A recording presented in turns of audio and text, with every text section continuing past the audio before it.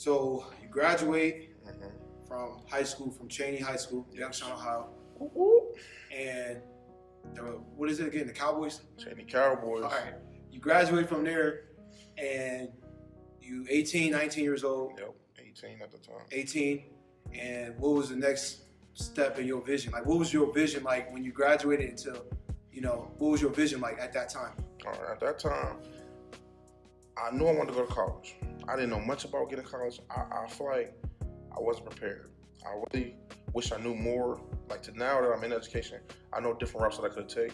I ain't took them, but I do feel like the path that I went down was best for me at the end. I wanted to go to college. So college, school ends like in May, June. May, June, and college start right in August. So it's like a quick turnaround. Like, too much. Right, it's like a quick turnaround. You gotta get all this stuff done, FAFSA, and just signing up, placement tests, all this stuff. So it's like a big rush, and it's like boom, you into college, right back into school. Now college is a little bit different, and I was really undecided, and we're really, I'm about to go to college, and a lot of people don't know what they want to do, and I see that with my kids. They're undecided. They don't know what career path they want to go down.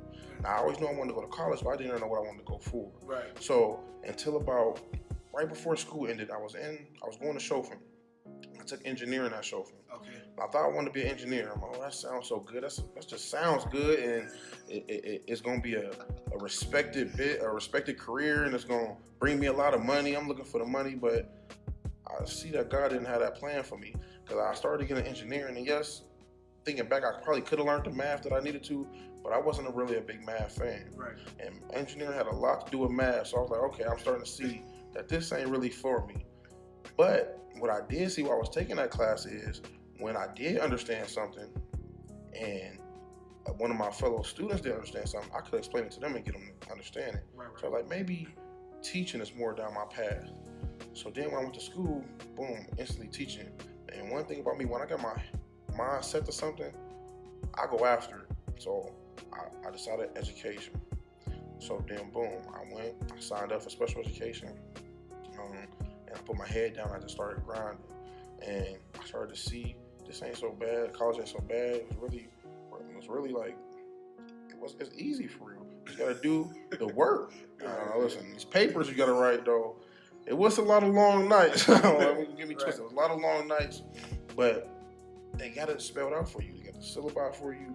You know what you got to do. You just got to sit down and knock it out. So as I'm going through college. What was a tough class? Like, what was one of those classes that you was like, how the heck am I going to get, through this, this class? What was one of those classes for you? Man, all my upper division classes. Nah, it ain't even like that. But they tell you, man, it's going to be a lot of work. And we always, in SPED, you always had, at the end of the year, like a 35-page paper to write. And I'm like, man, these papers is ridiculous. And every time, when I got an upper division, every time I got into a class, I look at the syllabus like, yep, we're going to have another 35-page paper.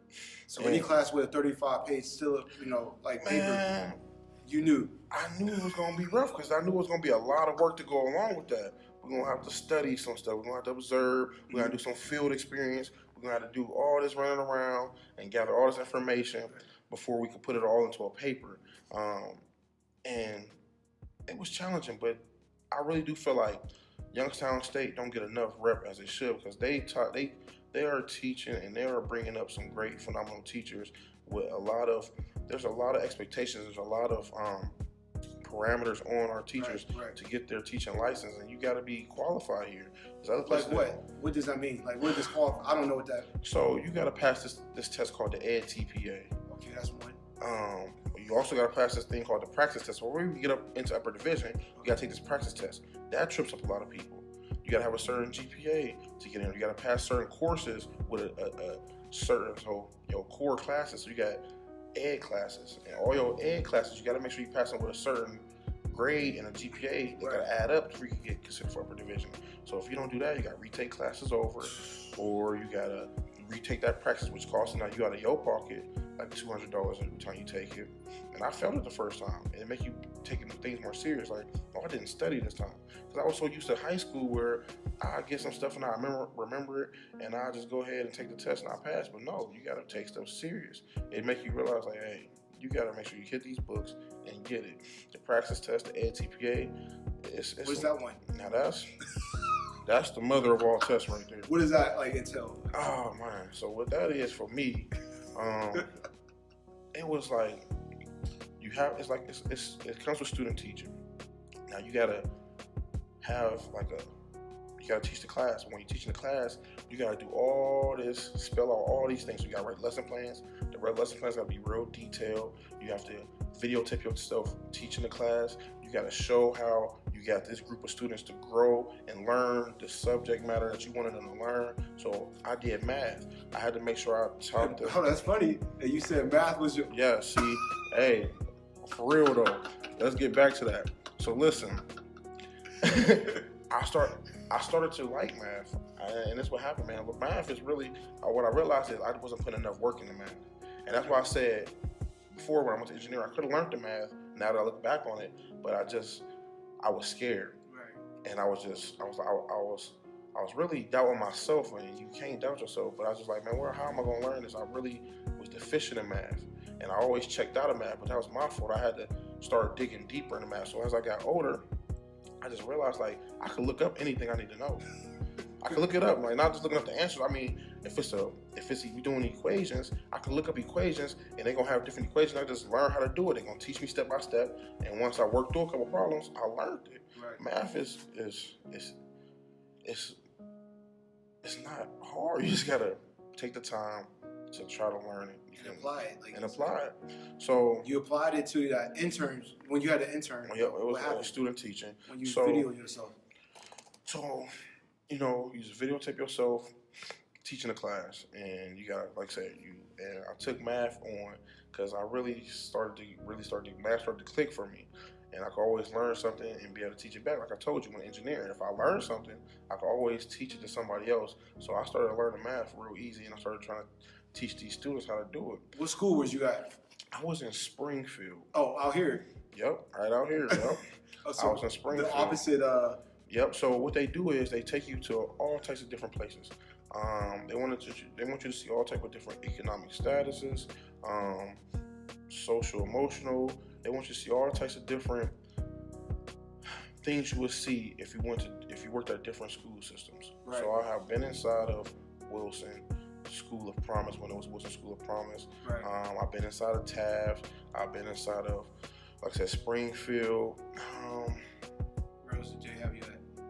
I'm trying to think. I know I visit different types of places, and I'm trying to think. I can't think of no more off the top of my head, but one of the questions I always got, and I always would wonder, like, why would they say this is, teachers would, and it's never happened at Springfield, but teachers would ask me, are you sure you want to be a teacher? I'm like... They asked you that? They would ask me that, like, on a side note, like, later on, like, and I don't know if they was always planned, but they seem stressed out with their job. I'm sorry for them teachers. Hopefully y'all find a new profession now, because it looked like y'all was burnt out. So it's not for everybody? It's not. You got to be able to connect with other students, especially in the inner city. I found that a lot in the inner city. If teachers sometimes can't connect with our students, they get burnt out, and they lose that passion to teaching. And if you don't got that passion, you need to try to find a different school district to teach in, or you need to go find a different profession, because our students don't have time to deal with people who really don't care for their well-being. So it can't be money generated. You can't be going there for money, because the money ain't worth it. It ain't worth it for you to be miserable. Okay, that's life is too short for you not to be happy. And for you to be that miserable, to ask somebody aspiring to be a teacher, are you sure you want to be a teacher? I mean, like, obviously I'm here, and I'm ready to make a difference. I always want to make a difference in my community. So I just kept on plugging away. Now, what I can say is, man, it is lonely at the top. And what I say is when I got into upper division. Classes. At YSU? At YSU. Okay. At YSU. It was probably, in my class, 2 black people. And out of 30, like 6, 38. So I don't have, I had the friends, different races friends, but I wish I had more people of my skin tone, race there to talk to go through this with. And it was just me, and it was another lady. She was older, but she didn't really show up that much. And so it was really just you. It really was just me. Out of all these students and other people. And a sped. Now, in the whole education, so now you're going with general education, like specific like math or English, I'd probably say I could, kind of off the top of my head, just thinking back, I probably seen like four. So it wasn't many of us. I'm like, man, where are all the black educators at? Right. We need more black educators out there, or just black faces in schools, period. And that's why I'm happy where I work at right now. Most of our population is black, African American, and grew up in Youngstown. So we're doing something different over there at the Academy for Urban Scholars. Where's that located at? We're located at 3405 Market Street. What is that school like? What does it entail? We're not a totally traditional high school yet. We service students ages 14 to 21, and we help them to get their high school diploma. They don't get a GED. It's not a program. It's traditional high school setting. So we got an English teacher, math teacher, social studies, science teachers. We added Spanish. We got technology classes. We got a mentoring program, that's what I run. The mentoring program. We got a lot of different things in place for the students to support them. You go there, you get your classes. We do got credit recovery because we got students who might have dropped out of different schools around here. What does that mean when they drop out of schools? So, I mean, I know what it means, but can you explain it? So listen. So the student might they might have stopped going to school. They could have just said, hey, education ain't for me no more. They drop out. Maybe they stopped going to school at 16, 17, even 18. And now they too old to go back to a traditional high school, like a Liberty, like a Cheney, like a East. They too old to go back there. Now you have other schools out there that they can go to, but they seek us out and they come to our school because they have reached that age limit where it's like you can't go back at 19, 20, 21. So they come to us. But we also got students who just coming straight in out of junior high school from 14, leaving other schools to come to us because they're hearing about what we do. And we have a team in place that's like a family aspect. So how I told you, my family was my driving force, that support I got. Right. We try to build that inside of our school. We really care about our students. A student could call me and be like, hey, Mr. Underwood, I can't make it to school today. I don't have a ride. Well, guess what? I'm going to get that student. Every time? Every time. How often do you get those calls? We provide the students with bus passes. We get those calls sometimes like, hey, I can't make it. I would say once a week? No, like 3 to 4 times a week. Now, sometimes I might have a meeting going on, and I try to say, hey, try to find a way. And if you really can't find a way, call me back. Now, I'm not going to get a student, and it's 2 o'clock, and we got out of school at 3:10. Like, hey, just come tomorrow, and if you need a ride, let me know. Right. No. But if they hit me up early in the morning, it's 9, we just started school, and you need to be here, I'm going to get you. We got a whole team in place to go do that. We help our students. If they feeling like they can't pass something, our teachers are there after school. They can come to our teachers at any time. We really take on that family, do whatever it takes attitude to help our students pass, because we know they need extra support. They obviously didn't get through the school and graduate without it. When they was at these other schools, they need some additional supports to help them get through. Last year we graduated 53 students, and that's 53 students that almost didn't never have a high school diploma. That's your first year? That was my first year. Okay. The Academy for Urban Scholars has been going for, I believe, 7 years now in Youngstown. Okay. And we have a company in a school in Columbus that opened up first. They've been going for about 9 years now. Okay. So this school hasn't going nowhere because there's a lot of students out there that need a high school diploma. We also added on this year a 22 plus program that's headed by our school counselor. Who's your school counselor? That's Chanel Tony. Okay. So with that, it's a lot of students, it's a lot of people in the Mahoney County who doesn't have a high school diploma. And what that is if you're 22 and older, you can come to us, and we got a program in place where you can come back and get your high school diploma. So that's any age. That's huge. That's huge, and there's so many people. She got the numbers, and when she tell me the numbers, I don't know the number off the top of my head, but if y'all look it up, that number is crazy. How many people do not have a high school diploma in the Mahoney County? Would you say at least 40%? If you had to get, I'm just saying, like, I'm not even gonna throw no number out there because I don't want to be wrong, and I ain't trying to. All right.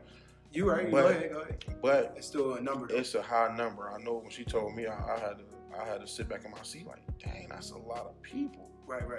And what are we doing, man? What are we doing? Because if we don't got the high school diploma, what kind of jobs are these people working? We setting our people up for failure. I mean, we at least get a high school diploma. So we out here working hard to try to get everybody educated that we can. So we working hard every day, man.